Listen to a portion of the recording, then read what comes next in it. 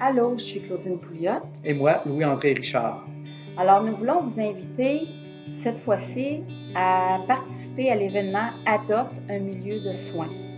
Nous l'avions vécu au début de la pandémie avec ma collègue Lucille Duval et nous voulons faire un petit peu un témoignage de ce que nous vivons, de ce que nous avons vécu en famille. Nous avons des filles qui travaillent dans les milieux hospitaliers, résidences de personnes âgées. Nous avons deux filles qui ont eu la COVID et Louis va continuer. Moi, j'ai ma maman qui est décédée récemment, à 95 ans, des suites de la COVID-19.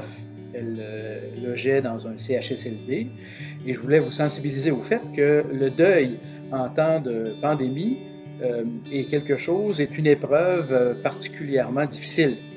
Alors, c'est peut-être une bonne idée de songer à adopter ces milieux de soins comme les CHSLD, comme les résidences de personnes âgées, d'avoir une pensée pour tout ce personnel dans les hôpitaux qui travaille d'arrache-pied à nous aider à passer à travers ce confinement qui rend notre vie plus ardue qu'à l'accoutumée.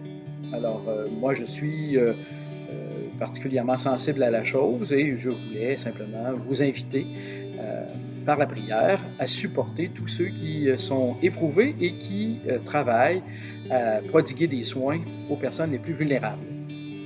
Alors moi, ça vers quoi je voudrais vous inviter aussi, c'est qu'avec la pandémie, peut-être que tout ce qui nous reste, c'est de prendre des marches.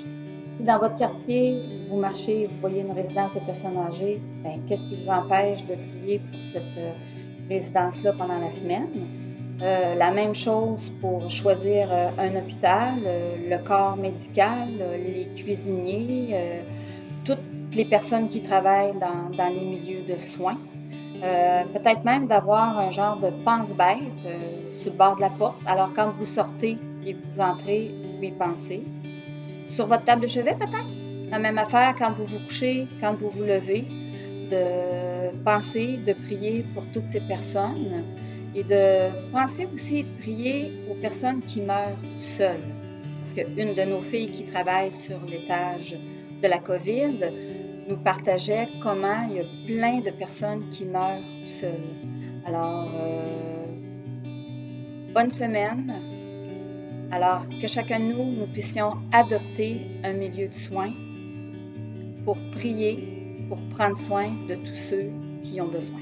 Toujours une manière très proche et concrète de soutenir la fragilité humaine. Bonne semaine. Bye bye. Bye.